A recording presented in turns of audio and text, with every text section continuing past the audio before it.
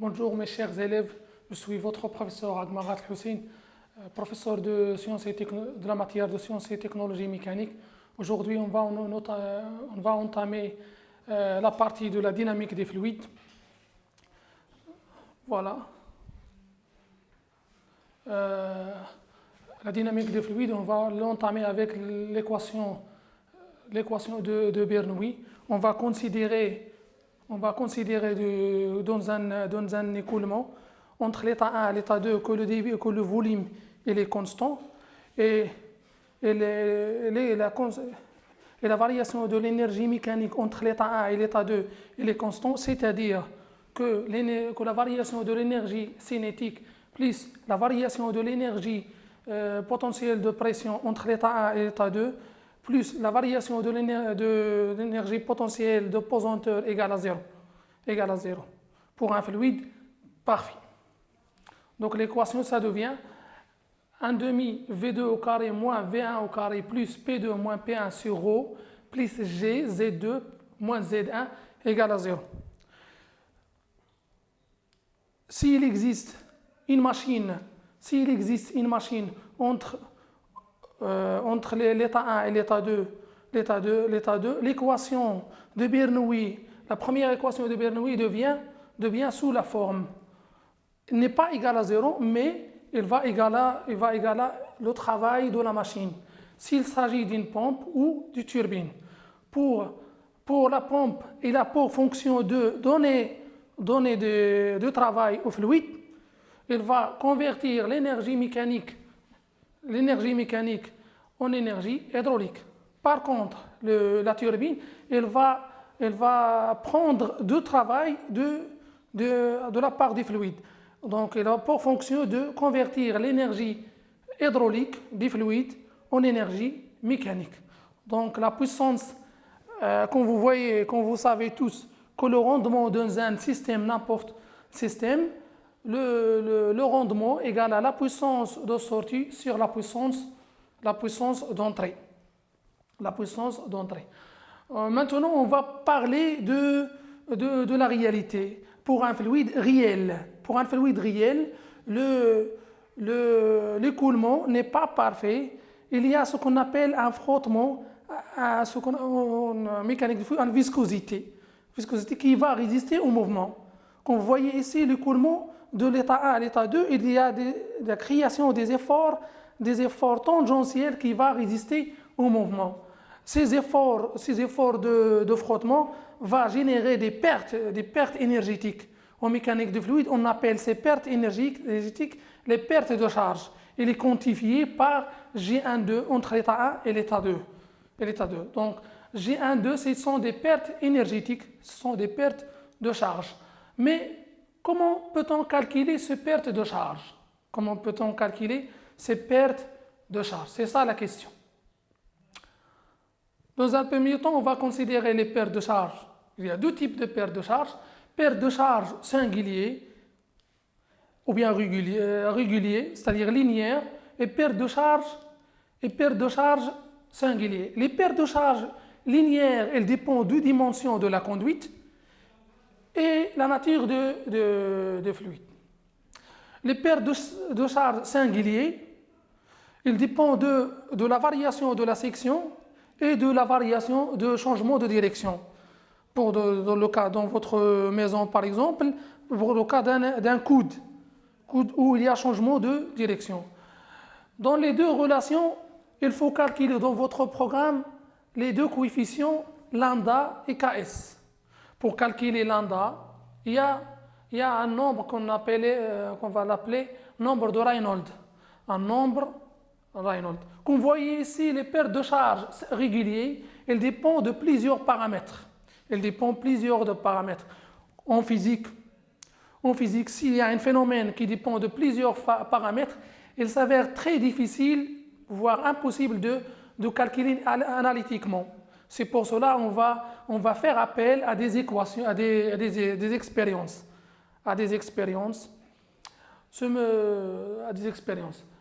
Donc, le calcul appelé des expériences, Monsieur Bernoulli a fait Reynolds a fait des expériences sur des conduites.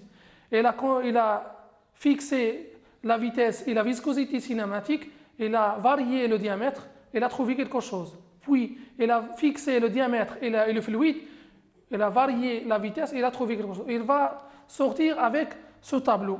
Ce tableau, le nombre de Reynolds, il quantifie les pertes de charge, ou bien la turbulence dans la conduite. Si la conduite elle est ordonnée, chaque particule gardée à une vitesse constante, il est ordonné dans son mouvement, on va appeler d'un écoulement laminaire. Un écoulement laminaire, si le coefficient de Reynolds il est supérieur à 2300. S'il y a une turbulence, ou bien un désordonné dans le mouvement, il y a deux types d'écoulement. Un écoulement turbulent lisse et un écoulement turbulent rigoureux. Pour l'écoulement turbulent lisse, le nombre de Reynolds il est entre 3000 et 10 à la puissance 5. S'il est supérieur à 10 à la puissance 5, on va parler d'un écoulement turbulent rigoureux, ou bien il y a ce qu'on appelle des rugosités. Donc, vous calculez le nombre de Reynolds, vous trouvez une valeur, vous comparez cette valeur avec 2300. Si elle est inférieure à 2300, vous calculez le coefficient de perte de charge linéaire avec 64 sur RE. Si l'inverse, si il est entre 3000 et 10 à la puissance 5, on calcule lambda avec l'équation de Blanch. 0,316 fois sur RE, c'est le nombre de Reynolds à la puissance 0,25. Si l'écoulement est turbulent ou il y a beaucoup de pertes énergétiques, on va le calculer avec cette équation de 0,79 fois le racine carrée de epsilon sur d. Notez bien que cet epsilon, c'est la rugosité de l'état de surface entre la conduite et le fluide. Dans des installations industrielles, notamment les centrales thermiques, les installations hydrauliques, le calcul de lambda il doit être fait rapidement et expérimentalement. C'est pour cela ils ont tracé des diagrammes et des abacs. L'exemple des abacs, c'est le diagramme de Moody. Moody, dans l'axe vertical, dans l'axe plutôt horizontal, il y a le nombre de Reynolds. Sur l'axe vertical, il y a epsilon sur d. On calcule dans notre conduite le nombre de Reynolds, epsilon sur d. L'intersection entre les deux nous donne le coefficient lambda, coefficient de perte de charge linéaire. Maintenant, on va passer à calculer les pertes de charge singuliers Ks. Pour le calcul Ks, comme on a déjà dit, il dépend de la variation de la section et le changement de conduite. Voici ici des exemples de variation de la section. S1 vers S2. S1, il y a un rétrécissement brusque entre une grande section et une petite section. Les valeurs de Ks elles sont données par des guides. S'il y a un changement de direction, comme ici, il s'agit d'un code, il dépend d'un angle alpha. Donc le paramètre K, il dépend seulement de alpha. Si la conduite elle est curviline, elle est cylindrique, le changement de direction il est cylindrique, il dépend de le rayon de courbure, du diamètre de la conduite et de l'angle alpha. Elles sont données par des guides. Voilà.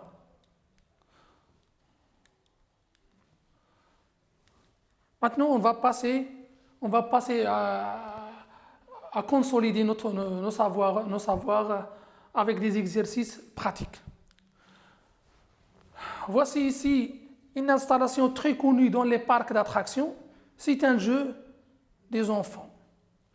Donc, l'installation se compose d'une conduite AB de conduite d'une pompe centrifuge permet de aspirer l'eau de la piscine et de la refouler de la partie haute, D. D'une conduite de refoulement CD. Donc, très bien. L'objectif de cet exercice, c'est de dimensionner la pompe qui permet d'aspirer l'eau à ce niveau de la piscine et de la refouler au point D. L'eau arrivée au point D, elle va descendre sous l'effet de la gravité sur ce toboggan. Voici les données relatives au fluide, les données relatives au niveau des points O et A, C et D, des données relatives comme le débit volumique de la pompe et le rendement. Voilà. Donc vous avez des données relatives au fluide. Il s'agit de l'eau. Relatif aux pompes, le débit volumique et le rendement de la pompe, les niveaux de différents points et les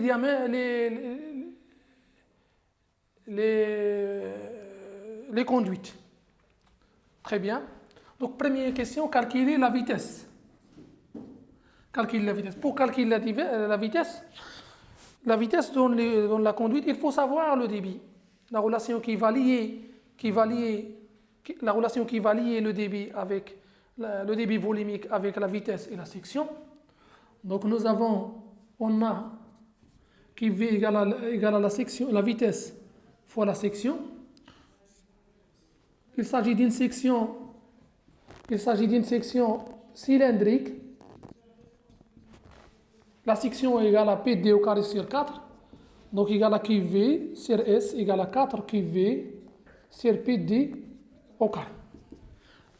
Donc 4 fois le débit volumique, c'est 10,6 litres. 1 litre, si vous voulez que je trace ici, 1 litre égale à 10 à la puissance moins 3 mètres cubes au carré. Si je réalise un réservoir cubique de longueur 1 mètre et de hauteur 1 mètre, on va arriver à un volume de 1000 litres. Très bien. Fois B, fois 10,6 litres, il faut le convertir en mètres cubes. Donc fois 10 à la puissance moins 3. Fois PD au carré, le diamètre de la conduite égale à 15. Il faut le convertir en mètres, égale à peu près, tout calcul fait, égale à 0,7 mètres par seconde. Mètres par seconde, ça c'est la vitesse. Donc la vitesse de la conduite égale à 0,7 mètres par seconde. Très bien. Deuxième question, en appliquant le théorème de Bernoulli entre le point O et le point A, calculer la pression point PA. Nous avons la pression au point O égale à combien? Il est en relation avec l'atmosphère, donc la pression au point O, c'est la pression atmosphérique. Donc très bien. Il n'y a pas, entre le point O et le point A, il n'y a pas de machine. Il y a seulement le fluide. Donc on va appliquer le théorème Bernoulli pour un fluide parfait, pas de machine. Donc deuxième question, calculer PA. Très bien. Si vous vous rappelez bien, au point A, point VO au carré, plus GZA moins ZO plus PA plus PA moins PO sur ρ égale à 0. Très bien. les données relatives au point O et point A, on peut l'écrire dans notre au point A. Donc ZA égale à 0. VA c'est la vitesse de la conduite, déjà calculée. Et PA, on veut la calculer. Au point O, les données relatives en termes de Z et de vitesse et de pression, au point O, donc ZO égale à peu près 1,5. 1,5. VO, on considère que la vitesse au point O est nulle parce que la variation de la hauteur des fluides, il est négligeable devant les dimensions de la piscine. Donc VO égale à 0. Au PO égale à la pression atmosphérique, égale à 10 à la puissance 5 pascal. 10 à la puissance 5 pascal. Très bien. Donc PA moins PO sur ρ égale moins 1 sur 2 VA au carré moins VO au carré plus plutôt moins G ZA moins ZO, ce qui implique PA égale à moins ρ facteur de 1 sur 2 VA moins VO au carré plus G ZA moins ZO plus PO. Très bien. Application numérique. Il faut toujours laisser l'application numérique jusqu'à la fin. Donc PA égale à moins ρ. Il s'agit de l'eau pure. Donc 10 à la puissance. Donc moins 10 à la puissance 3.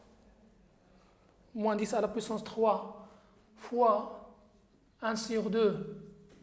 VA, c'est la vitesse que nous avons déjà calculée.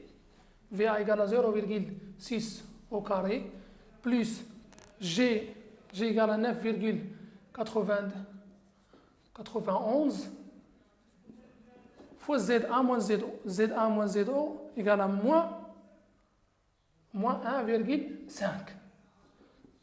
Donc tout calcul fait, faites le calcul chez vous. Donc plus la pression atmosphérique PO égale à 10 à la puissance 5 égale à 1,145 bar. 1,145 bar. 145 bar. Donc PA égale à 1,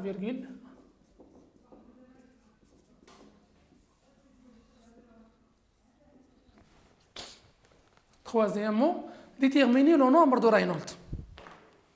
Déterminer le nombre de Reynolds le long de la conduite. C'est-à-dire la conduite AB et la conduite CD. Le long de la conduite, déterminer le nombre de Reynolds. Très bien, c'est un calcul direct. Donc,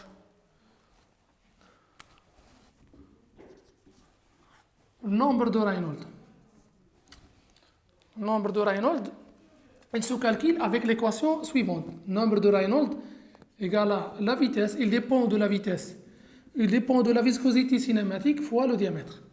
Il dépend de la vitesse, de la diamètre de la section et la nature des fluides. La nature des fluides. Si je change le fluide, par exemple, Reynolds, il va changer. Si par exemple je mets le miel il est plus visqueux que l'eau. Donc le nombre de Reynolds va être plus. Application numérique. La vitesse c'est 0,6, le diamètre c'est 0,15 fois 0,15. La viscosité cinématique. La viscosité cinématique, il est en relation avec la viscosité dynamique et la masse volumique. Donc je pars la viscosité cinématique égale la viscosité dynamique sur la masse volumique. Très bien. Donc, égale à nu sur ρ. Nu sur ρ. Donc, nu égale à application numérique, nu égale à 10 à la puissance moins 3 sur 10 à la puissance 3 égale à 0,6 fois 0,5 fois 10 à la puissance 6. Elle va descendre vers le haut, donc 10 6 égale à peu près.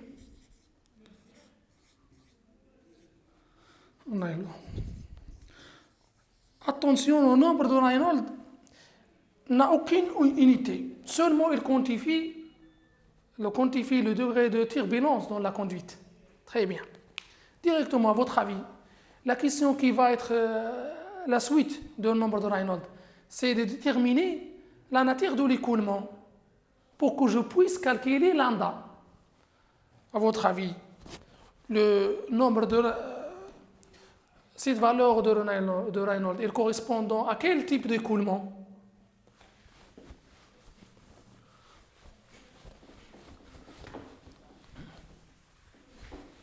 À quel type d'écoulement? Très bien. Donc, calcul de lambda. Question numéro 4. Puisque le nombre de Reynolds égale à 9, 80 000, il est entre quoi et quoi? Très bien. Donc, le nombre de Reynolds, il est entre 3000 et 10 à la puissance 5. Directement, l'écoulement, il s'agit d'un écoulement. Il s'agit d'un écoulement turbulent lisse. Un écoulement turbulent lisse. Très bien.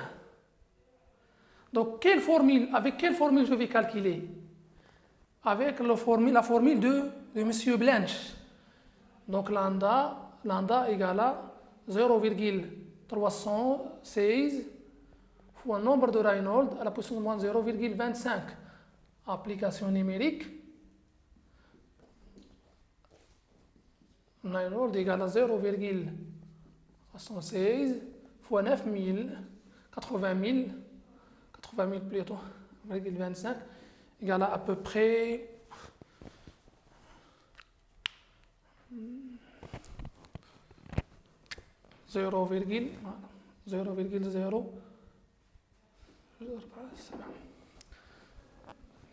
Voilà. Très bien.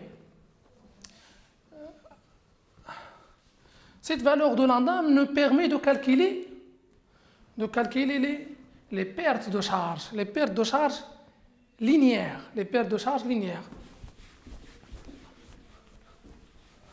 La valeur de lambda permet de calculer les pertes de charge linéaires. Donc, question numéro 5, calculer le perte de charge linéaire en joules par kilogramme.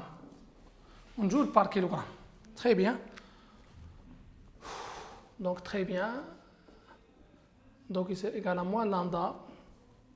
C'est juste une application numérique, ni plus ni moins.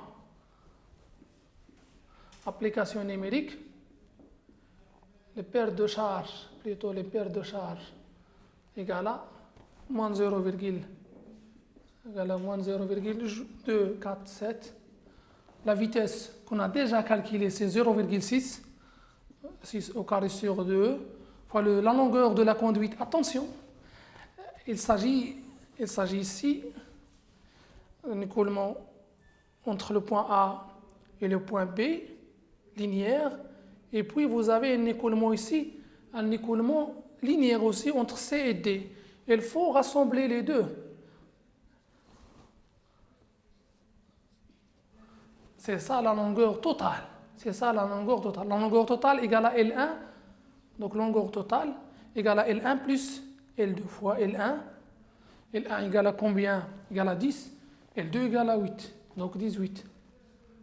18 sur le diamètre de la conduite. Le diamètre de la conduite égale à 0,15. 18, 0,15. Donc égal à peu près moins 0,4 joules par kilogramme.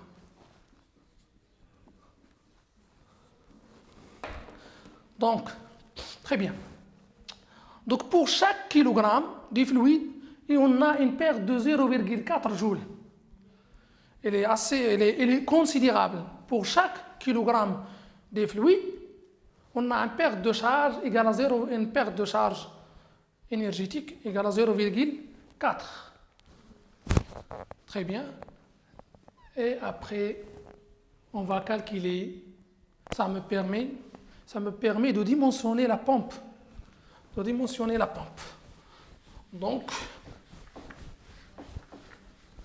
très bien, numéro 6.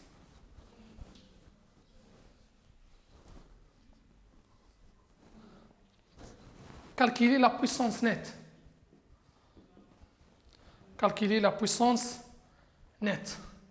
Pour calculer la puissance, il faut utiliser l'équation de Bernoulli généralisée entre le point A et le point D. Il faut utiliser l'équation de Bernoulli généralisée entre le point A et le point D. Très bien. Donc, 1 demi VD moins V moins VA. Très bien. Plus GZD moins ZA plus PD moins PA sur ρ égale à la puissance nette de la machine sur Km plus le perte de charge. Il ne faut pas oublier les pertes de charge. Puissance nette. Faites dans votre brouillon les caractéristiques des points A et point B. On peut le faire ici. Donc, les caractéristiques du point D, en termes de hauteur, égale à 10, égale à 8,3 en termes de hauteur. Donc, ZD égale à 8,3. En termes de vitesse au point D, c'est la vitesse, elle appartient à la conduite, donc elle a la même vitesse de la conduite. Donc, au PD égale à la pression atmosphérique. Pour le point A, on a déjà fait. On a ZO, ZA égale à 0. Très bien. ZV, VA égale à la vitesse de la conduite. Au PA, c'est la pression atmosphérique. C'est la pression de point PA, déjà calculée, égale à 1, si je me rappelle bien, 1,45 bar. Donc 1,5 bar. 14 bar. Très bien. On veut donc 1 demi VD au carré moins VA au carré plus G ZD moins ZA plus PD moins PA sur ρ moins GL, le tout multiplié par Km. Km c'est le débit massique. Km égale à la puissance nette. La puissance nette. Voilà, le débit massique.